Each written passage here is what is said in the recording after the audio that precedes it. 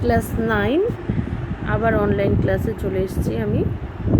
তো এর আগের ক্লাসে মূলত আমি তোমাদেরকে একটা প্রশ্ন আমাদের স্কুলেরই গত বছরের আগের বছরের একটা প্রশ্ন, সেকেন্ড ইউনিট টেস্টের একটা প্রশ্ন দিয়েছিলাম, বলেছিলাম যে সেটা বাড়িতে সলভ করতে, এবং যেটা না পারবে সেটা আমাকে হোয়াটসঅ্যাপে কোশ্চেন করতে পারো, হোয়াটসঅ্যাপে জিজ্ঞেস করে নিতে পারো। মূলত কেউই জিজ্ঞেস করেনি, তার মানে সবাই পেরে গেছো, কারো কোনো অসুবিধে নেই। তো সেটা হলে তো একদমই খুব ভালো। তবুও আমি সেই প্রশ্নটা নিয়ে আজকে একটু আলোচনা করছি। প্রথম প্রশ্নটা ছিল, সঠিক উত্তরটি নির্বাচন করো। সেই একের একে ছিল, ফুরায় না সেই শূন্যস্থান পূরণ, ফুরায় না সেই ড্যাশ দুরন্ত পিপাসা। 4টে অপশন আছে, বালক মনের, ছেলেবেলার, একগুঁয়েটার, বালকবেলার। তো অবভিয়াসলি এখানে কি হবে, ফুরায় না সেই একগুঁয়েটার দুরন্ত পিপাসা। তোমরা কবিতায় পড়েছ, উত্তর হবে একগুঁয়েটার। Second question, the web of Indian life গ্রন্থটি কার লেখা? গ্রন্থটি স্বামী বিবেকানন্দের লেখা। জানি নাই এত স্নিগ্ধ গন্ধ ঝরে, কোথায় এই গন্ধ ঝরে? কবিতার লাইন মনে আছে কি না জানি না। জানি নাই এত স্নিগ্ধ গন্ধ ঝরে, রূপসীর চুলের বিন্যাসে, রূপসীর চুলো বিন্যাসে, এই লাইনটাই আছে। তো উত্তর এটাই হবে, রূপসীর চুলের বিন্যাসে।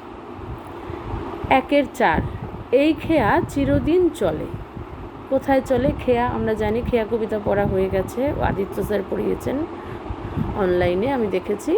তো খেয়া চিরদিন চলে কোথায়? খেয়া অবশ্যই স্রোতে, নদীর স্রোতে চলে, নদীতে চলে। বায়ুতেও চলতে পারে না, জলস্রোতে চলতে পারে, কিন্তু এখানে পার্টিকুলারভাবে নদীর স্রোতের কথাই বলতে হবে।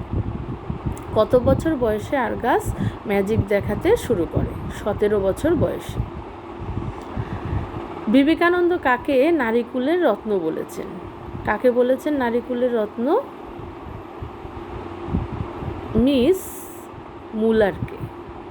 মুলারকে বিবেকানন্দ নারীকুলের রত্ন বলেছেন।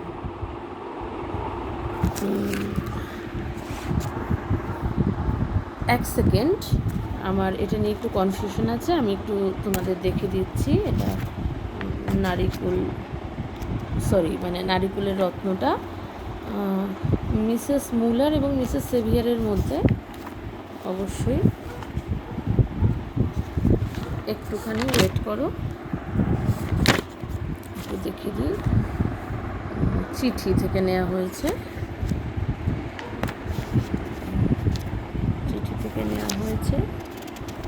মিসেস কি আছে প্রশ্নটা, নারীকুলের রত্ন বলেছেন।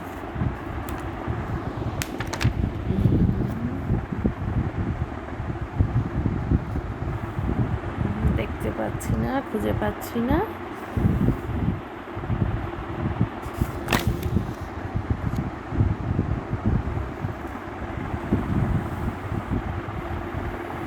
আচ্ছা, এটা আমি পরে বলছি, এটা শেষে বলছি, সব শেষে বলছি। হ্যাঁ, কাকে নারীকুলের রত্ন বলেছেন?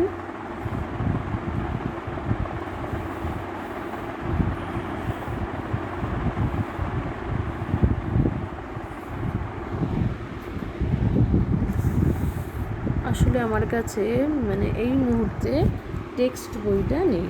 ঠিক আছে, আমি এটা দেখে পরে তোমাদেরকে হোয়াটসঅ্যাপে লিখে পাঠিয়ে দেবো। নেক্সটটা দেখো, সারাটা দিন আপন মনে কি করে? ঘাসের গন্ধ মাখে।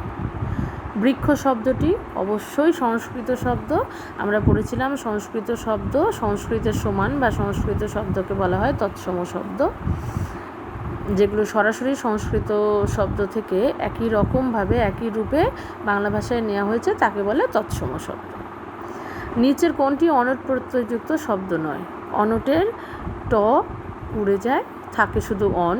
তাহলে এখানে দেখো, শয়ন অন, রোদন অন, শ্রবণ অন, তিনটের মধ্যেই অন আছে, শুধু নেই পিপাসাতে। নিচের কোনটি বিদেশি উপসর্গযুক্ত শব্দ? বিদেশ, অকাজ, প্রহার। ফুলবাবু। ফুলবাবু, ফুল হচ্ছে ইংরেজি, তার সঙ্গে বাবু বাংলা শব্দ। নিচের প্রশ্নগুলোর উত্তর দাও একটি বাক্যে। একটি বাক্যের জায়গায় দুটো বাক্য হলে অসুবিধা নেই। আমি এই ঘাসে বসে থাকি। কবি কখন বসে থাকেন? কবি সন্ধেবেলায় যখন আকাশে 7টি তারা ফুটে ওঠে তখন কবি ঘাসের ওপর বসে থাকে। উপসর্গ যোগে 4টি শব্দ গঠন করো। প্র দিয়ে বলো।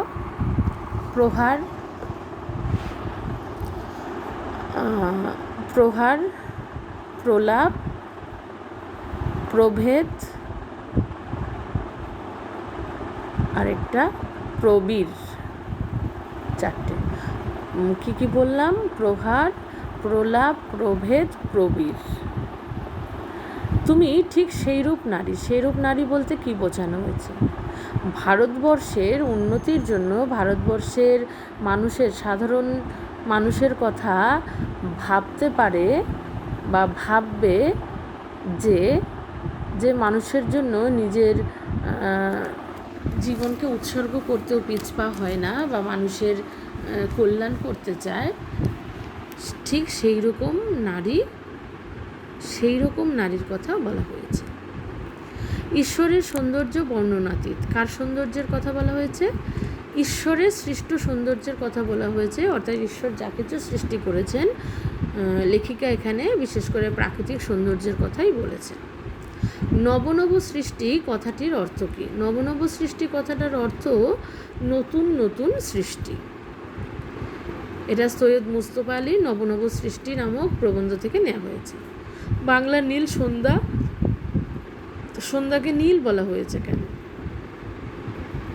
সন্ধ্যাকে নীল বলা হয়েছে কারণ তখনও দিনের আলোর অনেকটা প্রকৃতিতে থাকে এবং রাত্রির অন্ধকার সবে শুরু হয় বলে অন্ধকারটা তত গাঢ় হয় না, সব মিলিয়ে একটা নীলচে ভাব থাকে।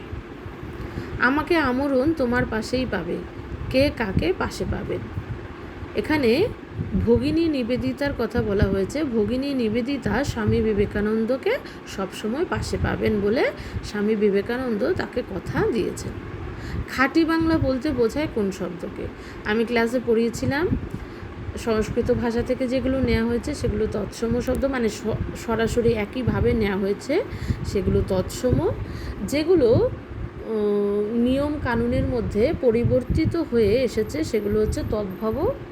যেই সব সংস্কৃত শব্দ মানুষের মুখে মুখে বিকৃতি প্রাপ্ত হয়ে বাংলা ভাষায় এসেছে সেগুলো কি বলেছিলাম? অর্ধতৎসম। আর যেগুলো বাইরের অন্য ভাষা থেকে নেওয়া হয়েছে, বিদেশি ভাষা থেকে নেওয়া হয়েছে, সেগুলো বিদেশি শব্দ। তাহলে পড়ে থাকলো কোনগুলো? আমাদের এই দেশের আদি অনার্য শ্রেণীর মানুষের, আদিবাসী, সাঁওতাল, মুন্ডা, এই সমস্ত যত মানুষ আছে, দ্রাবিড়, অস্ট্রিক শ্রেণীর, এই সমস্ত মানুষের ভাষাকে বলা হয়েছে দেশি ভাষা, দেশি শব্দ। যে তার মধ্যে যেগুলো বাংলা সেগুলোকে বলা হয় দেশি বাংলা। খাঁটি বাংলা।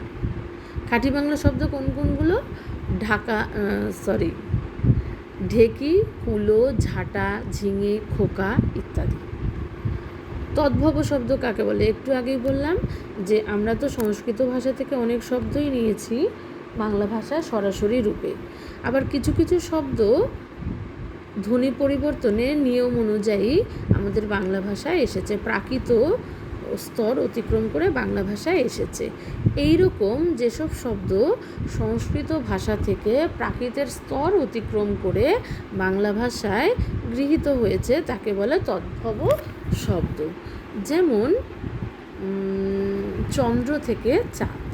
চন্দ্র থেকে প্রাকৃত স্তরে ছিল চন্দ্র, সেখান থেকে বাংলাতে হয়েছে চাঁদ। এই যে স্তর অতিক্রম করে এলো, সেজন্যই এটাকে বলা হচ্ছে তদ্ভব শব্দ।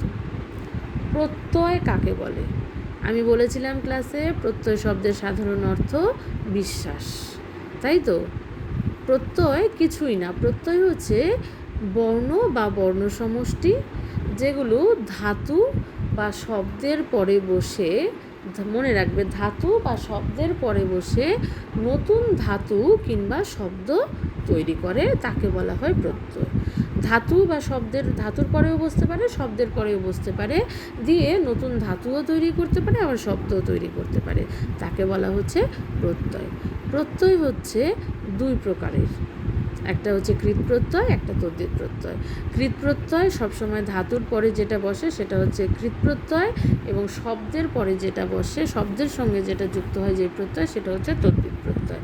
সেজন্যই তদ্ধিত প্রত্যয়কে বলা হয় তদ্ধিতান্ত শব্দয়। তদ্ধিত প্রত্যয় দিয়ে যে শব্দ তৈরি হয় তাকে বলা হয় তদ্ধিতান্ত শব্দয়, আর কৃৎ প্রত্যয় যোগে যে শব্দ তৈরি হয় তাকে বলা হয় কৃদান্ত শব্দ।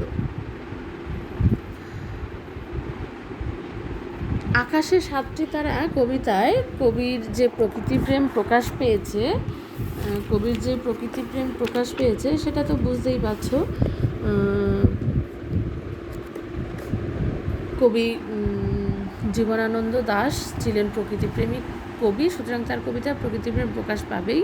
কবি এই প্রকৃতি দেখে, বাংলার প্রকৃতি দেখে কবি মুগ্ধ। সেজন্যই তিনি সন্ধেবেলা ঘাসের ওপরে বসে থাকেন।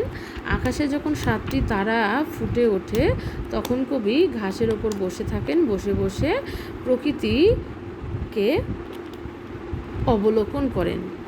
এই প্রকৃতির সৌন্দর্য তাকে মুগ্ধ করে। কবির মনে হয় যেন কবি বাংলাকে এত ভালোবাসেন বা বাংলার প্রকৃতিকে এত ভালোবাসেন যে তার মনে হয়েছে যে বাংলাদেশের বা বাংলার প্রকৃতির থেকে পৃথিবীর অন্য কোনো দেশের প্রকৃতি এত সুন্দর নয়। সেজন্য তিনি অন্য একটি কবিতায় বলেছেন, বাংলার মুখ আমি দেখিয়াছি তাই পৃথিবীর রূপ খুঁজিতে যাই না আর। অর্থাৎ বাংলার মোহময়ী রূপ কবিকে মুগ্ধ করেছে, সেজন্য তিনি মনে করেন পৃথিবীর অন্য কোনো দেশে এরকম সৌন্দর্য তিনি আর দেখতে পাবেন না। আকাশে সাতটি তারা যখন ফুটে ওঠে তখন কবি ঘাসের উপর বসে থাকেন। সন্ধ্যার সূচনায় গঙ্গাসাগরের ঢেউয়ে অস্তমিত সূর্যের আলোয় ভাসমান মেঘের বর্ণকে কবির মনে হয় পাকা কামরাঙার লাল বর্ণের মতো। বাংলাদেশের সন্ধ্যার মায়াবী যে রূপ সেটাকে প্রকাশ করতে কবি নীলবর্ণের ব্যবহার করেন, আর এই অনুষঙ্গেই কবির মন পাড়ি দেয় রূপকথার রাজ্যে। কেশবতী কন্যার মোহময় রূপের সঙ্গে কবি বাংলাদেশের সন্ধ্যার মিল খুঁজে পান। মায়াময় সন্ধ্যার আবেশে কবি আপ্লুত হয়ে যান। হিজলে, কাঁঠালে, জামে অবিরত ঝরে পড়া বঙ্গ প্রকৃতির সন্ধ্যার শোভা কবিকে মুগ্ধ করে দেয়, আর নরম ঘ্রাণে কবি বাংলার প্রাণের কাছাকাছি পৌঁছে যান। কবির মনে হয় কিশোরীর চাল ধোয়া ভিজে হাত, কিংবা কিশোরের পায়ে দলা মুথা ঘাস, বা পাকা লাল বটের ব্যথিত গন্ধে বাংলার প্রাণের স্পন্দন আছে, এবং সেই প্রাণের স্পন্দনই কবি অনুভব করেন। আসলে এই কবিতায় জীবনানন্দের প্রকৃতি লগ্নতার প্রকাশ পেয়েছে। তিনি যে প্রকৃতির কত কাছাকাছি, প্রকৃতির প্রত্যেকটা জিনিসকে তিনি যে কত সুন্দরভাবে দেখেন, অবলোকন করেন, নিরীক্ষণ করেন এবং অনুভব করেন, সেটাই প্রকাশ পেয়েছে। তার মনে হয়েছে বৈভব, সম্পদ, অনেক কিছু এগুলোর আড়ম্বর নয়, বঙ্গ প্রকৃতির মধ্যে, বাংলার প্রকৃতির মধ্যে যে শান্তি রয়েছে, যে শান্তি সমাহিত রয়েছে, সেই শান্তির আশ্বাস কবি জীবনানন্দ দাশকে মুগ্ধ করেছে। আজকে এই পর্যন্তই। বাকি প্রশ্নগুলোর উত্তর আমরা নেক্সট ক্লাসে আলোচনা করব।